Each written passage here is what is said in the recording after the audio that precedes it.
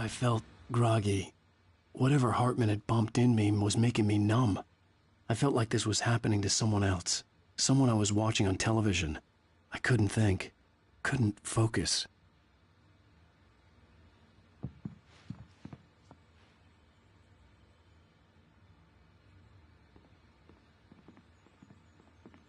The door was locked. I was a prisoner here.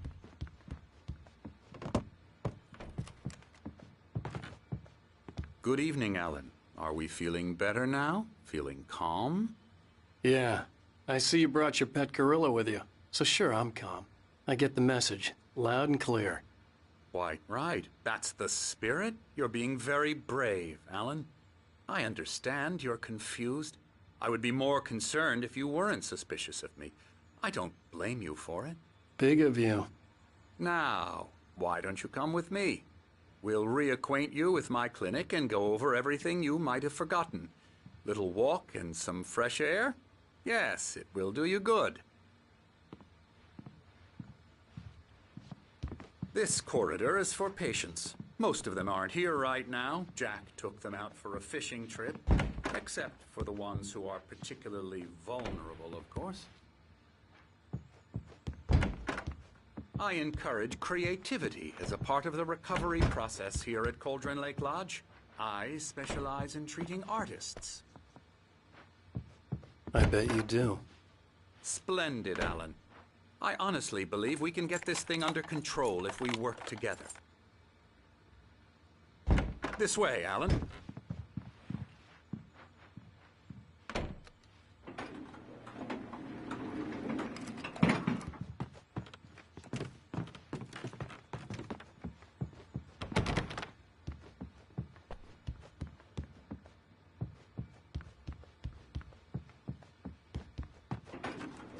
Now, Alan, from past experience with you, I know I need to get right into the heart of the matter as quickly as I can after an episode. So I'm just going to say this. Alice is dead. No. You're in a very vulnerable state until you understand and accept this. Alice drowned, and you couldn't face that.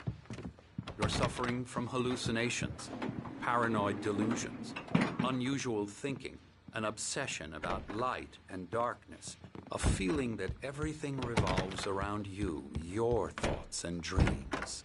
Your mind has constructed an elaborate fantasy scenario in which your writings are affecting reality. She has been kidnapped and supernatural forces of darkness are trying to stop you. We go this way, Alan. I wasn't ready for another shot, so I went along with it. He had to be lying. But under the influence of the drug he had given me, I had to fight not to believe his words. It's all in your head. You've been making it up. Apart from the tragic accident with your wife, no one has been killed. Your delusions are just a manifestation of your subconscious mind trying to protect you from the too painful truth. Unless we fight the fantasy, it will return. I know the instinct is to resist me, but think of it. Doesn't this make far more sense than the insane supernatural conspiracy you have concocted in your mind? You're a skeptic by nature, Alan. We both know this. Everything can be explained logically.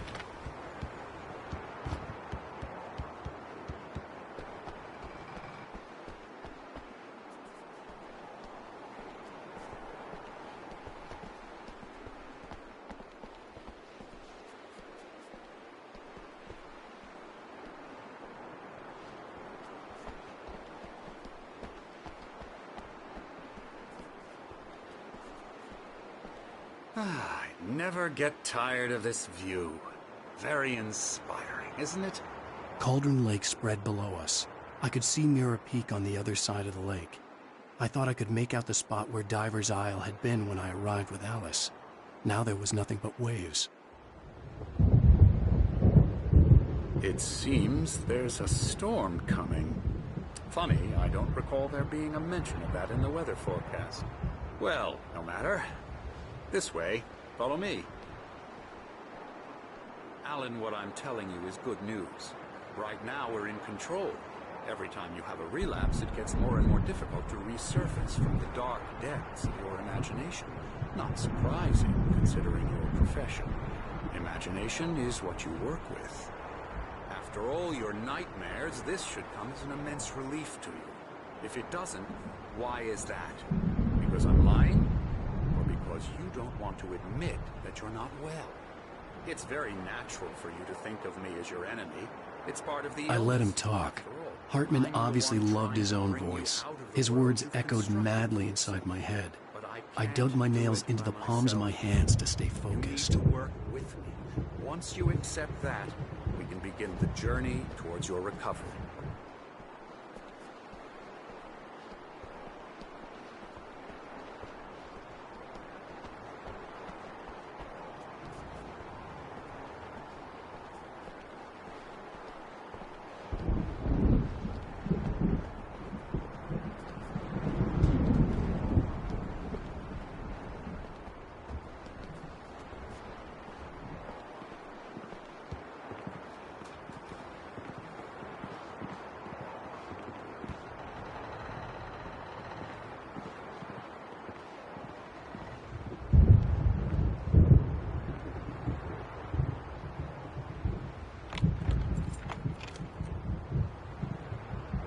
Come along. Let's go inside. Here's the entrance to the office wing. That's for staff only. Scary, You were scary, impressed by my trophies when you scary. first arrived here. I do love to hunt. The great outdoors, man versus nature. It's wonderful stuff.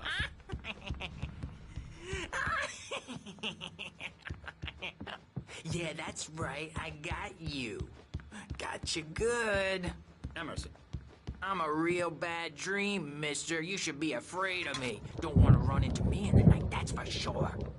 please, Emerson. Mr. Wake is confused enough as it is. Yeah, you'd like me to go away so you won't be scared. But you can't just decide what kind of dream you have or when you have it. Emerson, Okay. Sorry. Ew.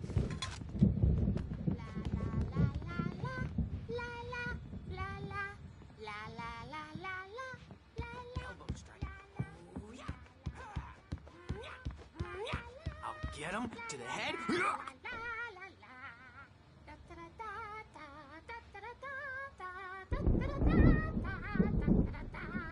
Alan, please, this way.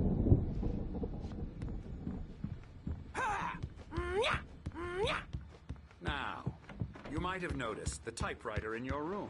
You've been writing as a part of the therapy. As soon as you feel Oh, up to it, hello. you should continue. I've painted you. Okay. I was just struck by inspiration a couple of days ago. Dr. Hartman wanted me to paint landscapes, and that's what I was doing. But now I've been doing these things, a lot of them. The images just keep coming.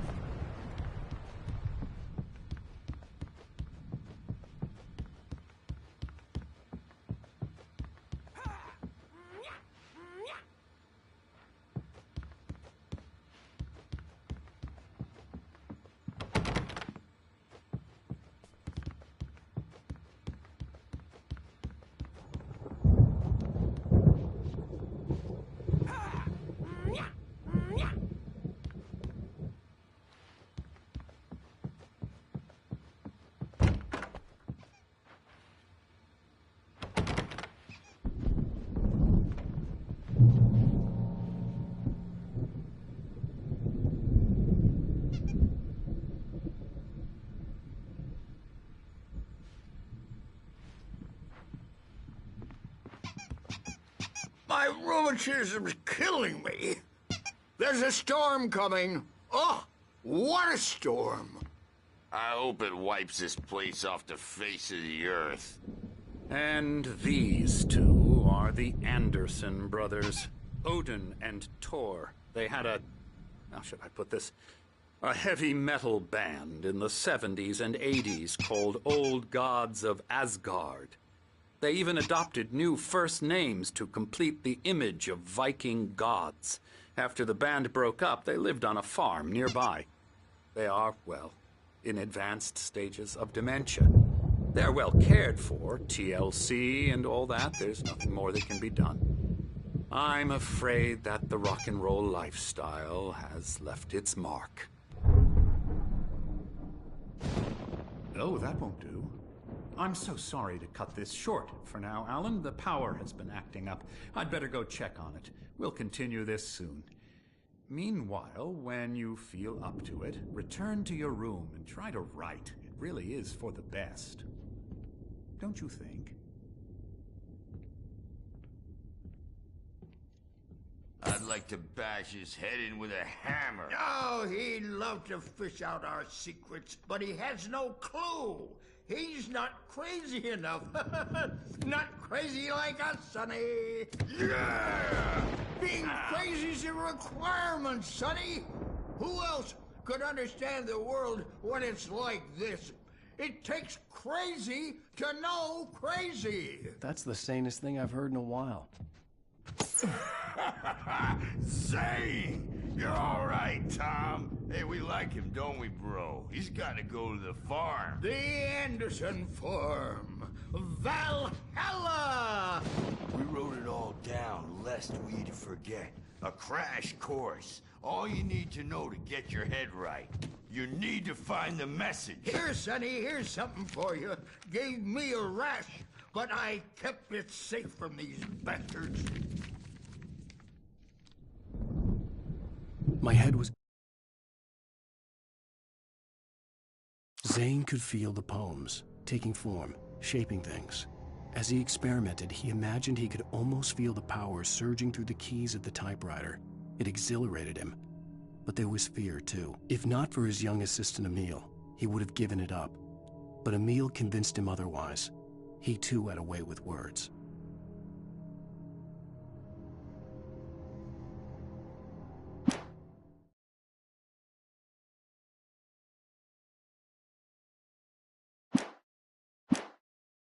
Flaring up, or according to Hartman, I was sinking back into the fantasy. I was convinced he was lying to me about everything. Crazy or not, the Andersons made more sense. Reacting or anything. Well, he's the boss. I may need a hand here later on, Birch. The storm's bound to make you-know-who jumpy. You know how they get. Gotcha. The doc's got me looking after Wake here, but holler if Something's things wrong. rowdy. I'll do that, myself. Birch. It's hard to think that there's a shadow inside my head. I can only focus on writing. The white glare of the blank page in front of me hurt my eyes. My hands began to shake uncontrollably. Everybody calm down. Put that down. Birch, I need help. Hey, Wake, you stay here. I'm gonna go see what's up. You just keep doing what you're doing. Be cool, okay?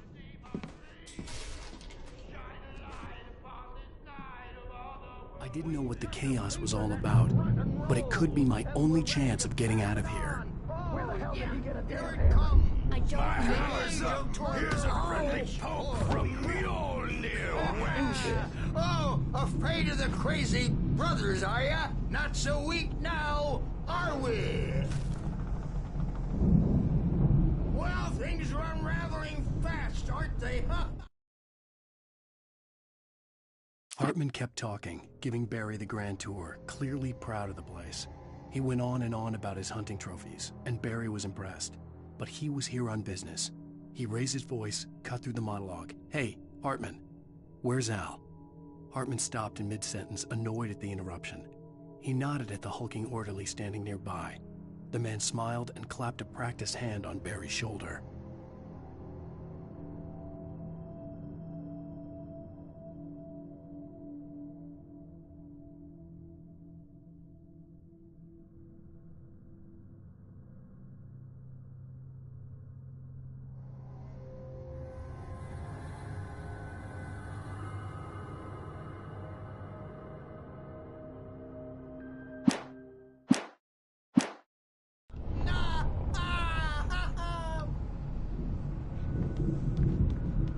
It's my storm. I'm taking it.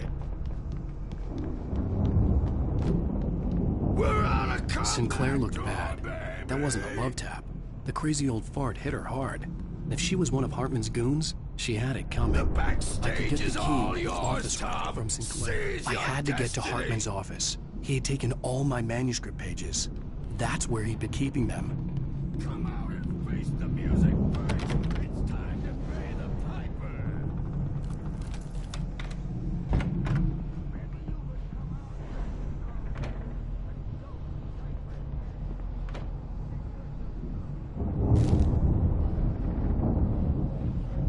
The markings on the tape said they were recordings Hartman wasn't happy. Mott could see it in his eyes. He quickly lowered his own. He had made a mess of it, and he knew it. The shame of failure was hard to bear. He hadn't expected Wake to say he needed more time, and he blurted out 2 days, less than Wake had asked for to show him who was in charge. But that wasn't part of Hartman's plan.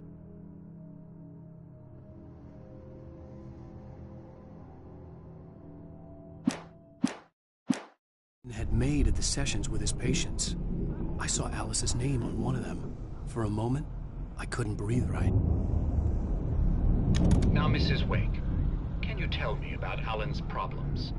He's more and more out of control all the time. The parties, he's so angry all the time. He's getting violent. Do you mean with you? No, not with me. No, never. Sometimes I almost wish Alan would take a swing at me, because at least that'd lead to a conversation he couldn't just march out of. But no. Alan doesn't really sleep. And the work, well, he's not writing at all. He sits there for hours and just gets more and more frustrated. And I can't talk to him. Yes. Tell me, Mrs. Wake, what would you say to him if he'd listen? I don't know. I want to say, I look at you, and it's not you.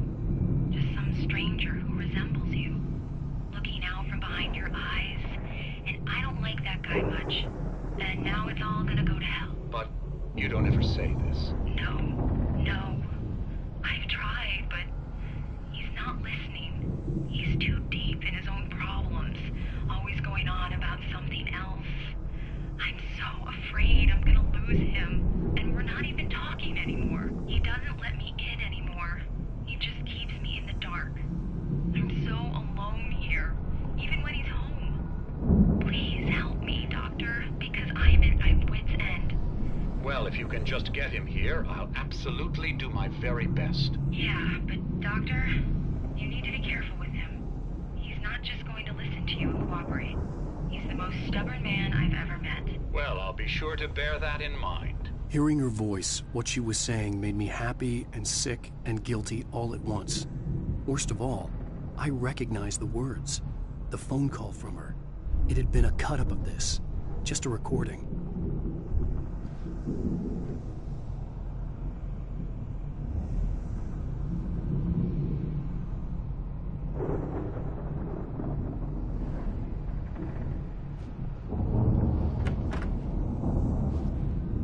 The photo on the wall caught my attention. In it, the clinic staff was standing outside the lodge. I knew the man next to Hartman. He was the kidnapper. Hartman had been playing me all along. Let me out of here! Hartman, do you hear me? I'm gonna chew your crazy quack ass to shreds! Seriously, do you have any idea how much trouble you're in? Barry? Ow! About time! Barry, man, am I glad to see you. We need to get to Hartman's office. It's right next door. You okay?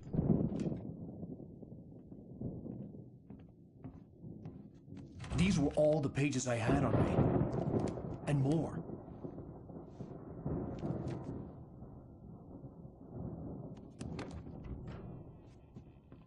Alan, please. You're sliding back into the... Tell me one more lie and I'll shoot you in the face. Ah, well, it was worth a shot. Really, Wake, come on. Let's work together on this. You have no idea... Hartman, shut up! Barry, get out of here. I'll catch up with you. Get a car. Oh, Al, let's just... Go! Wake, listen to me. This is a mistake. Don't you see? Together we can create something absolutely wonderful. With your ability and mine.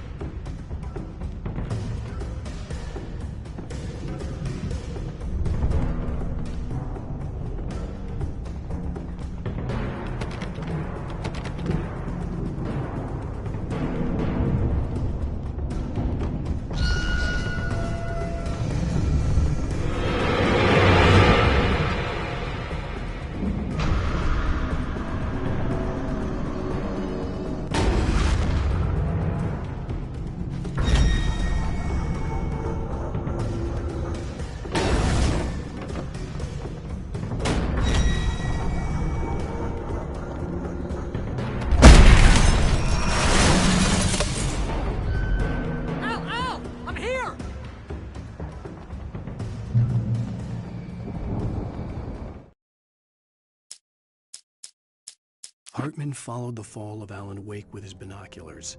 When the rider hit the water, he ordered Jack to take the boat to him. The spot was easy to see in the dark, even with all the extra lights in the boat. The flare floated and kept burning even in the water. Jack turned the radio louder as the engine sputtered. The music was rough and clanking, something the Anderson brothers would no doubt have enjoyed. But Hartman chose to ignore it. Wake was finally within his reach.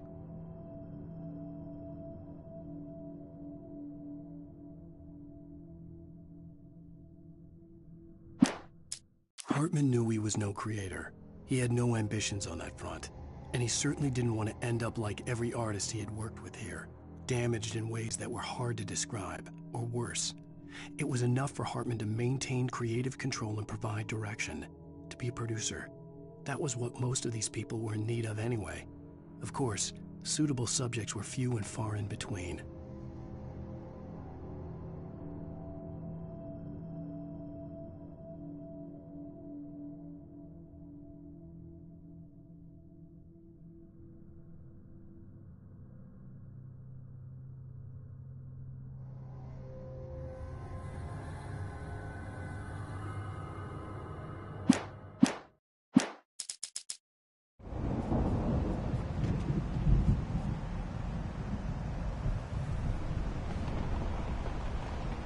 Come on! We gotta get going!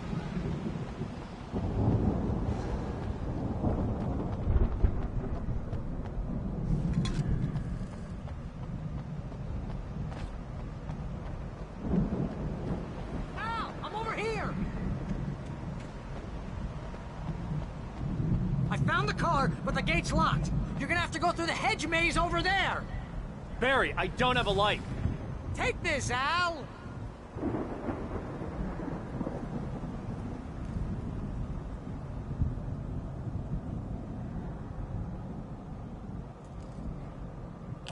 Oh, God! Look at the house, Al! Look out!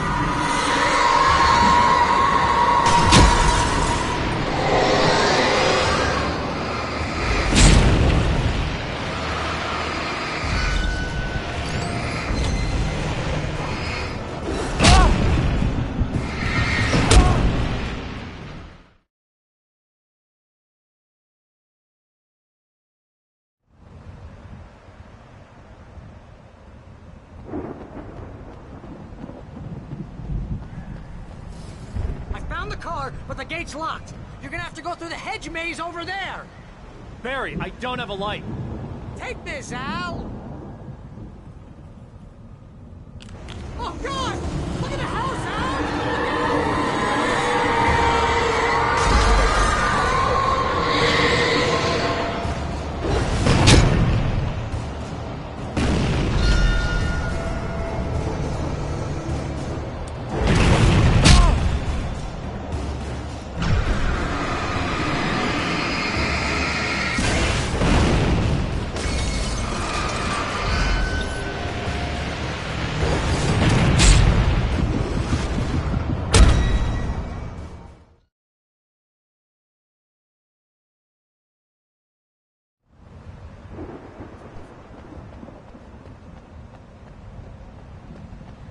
I found the car, but the gate's locked. You're gonna have to go through the hedge maze over there.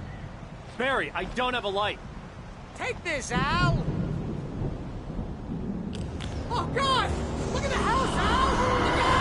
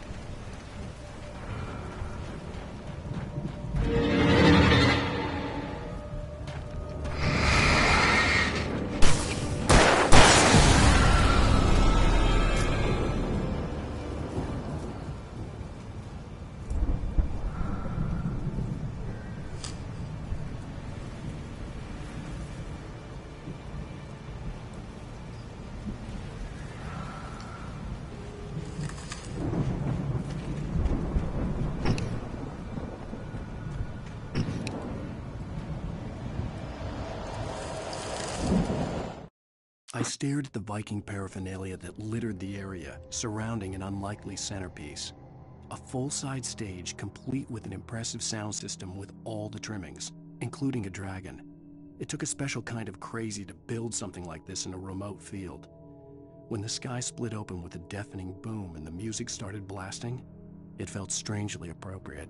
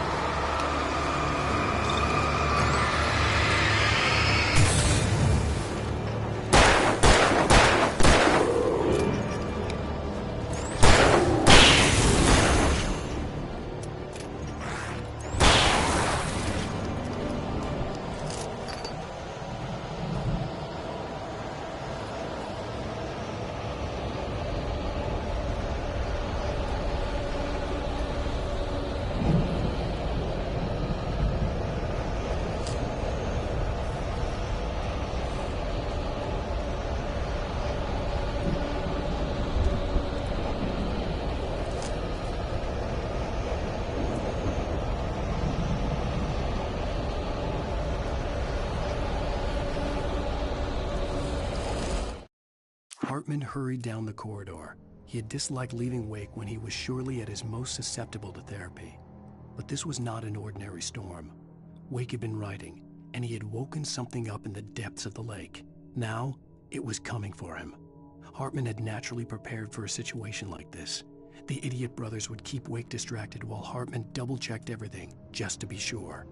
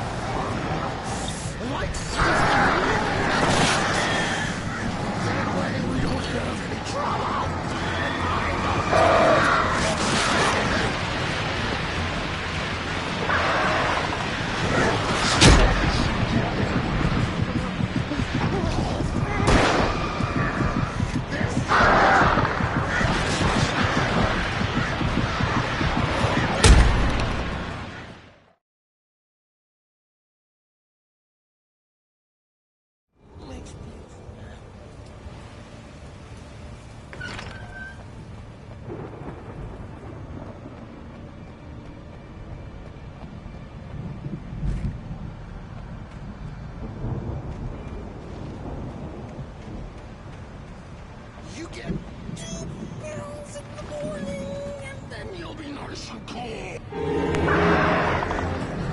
You get cool girls in the evening. You sleep like a baby.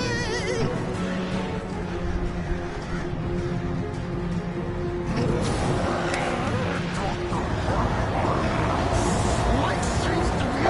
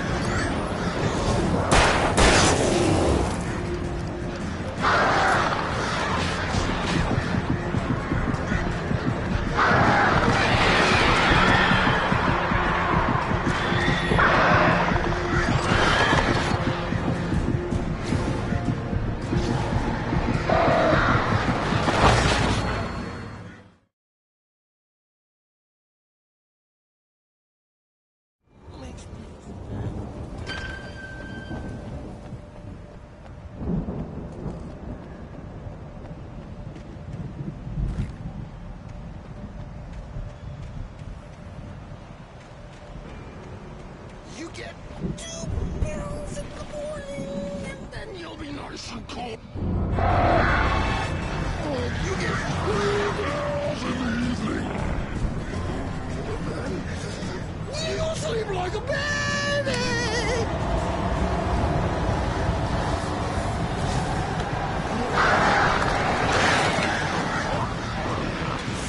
Life seems to be trouble, and I don't talk to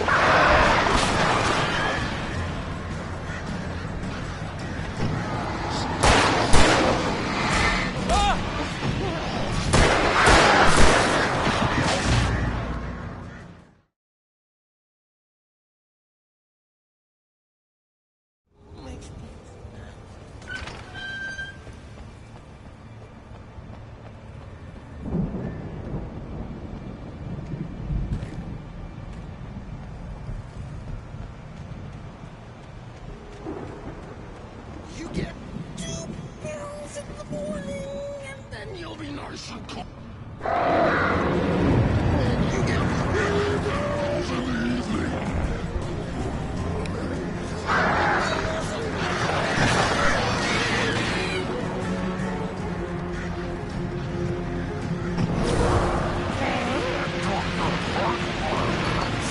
Life seems to be yours. That way we don't have any trouble. And I don't have to.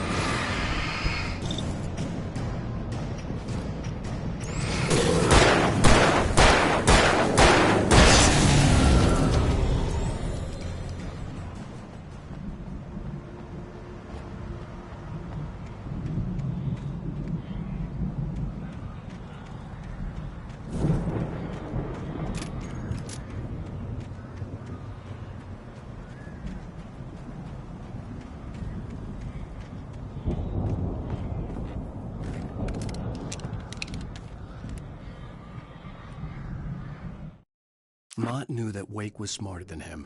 Wake had more money, a beautiful wife, everything. And Hartman said Wake was important. That made him better than Mott. But Mott was calling the shots now. He'd expected Wake to whimper and grovel, but instead, he seemed willing to fight. Mott knew he'd gotten under Wake's skin. If only Mott actually had his wife. The thought made him shiver.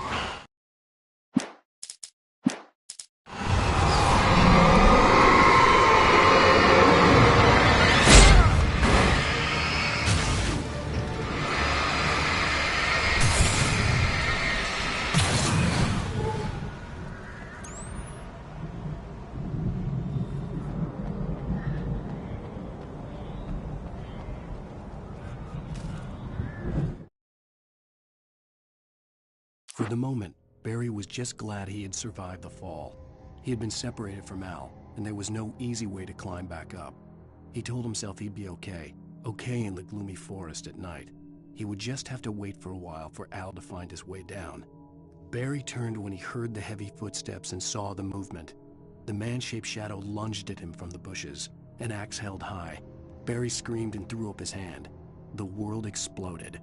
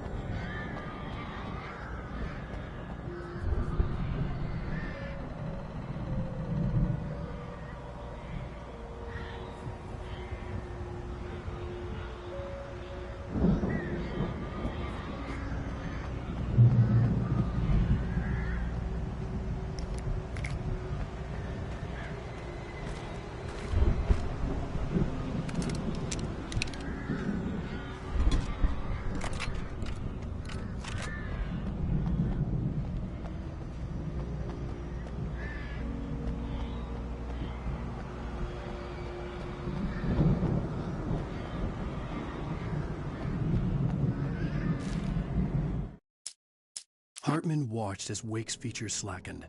The man was bullheaded, no doubt. Even lying on the bed, he'd almost broken Hartman's nose the second time.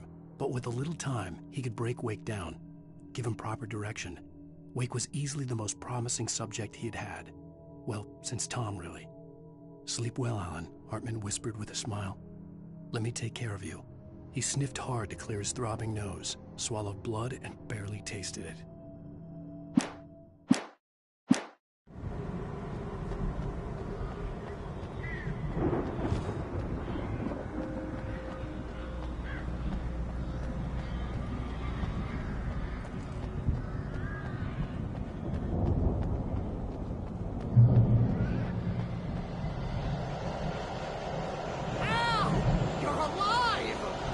Let's get out of here. Can you open this gate? Maybe. Barry! Well, I slammed it shut when the nasty showed up, and the key fits kind of loose in the lock, so, Barry!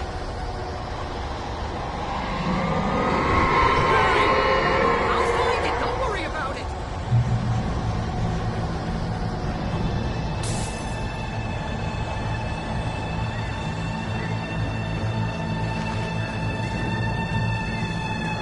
Hurry up, Barry!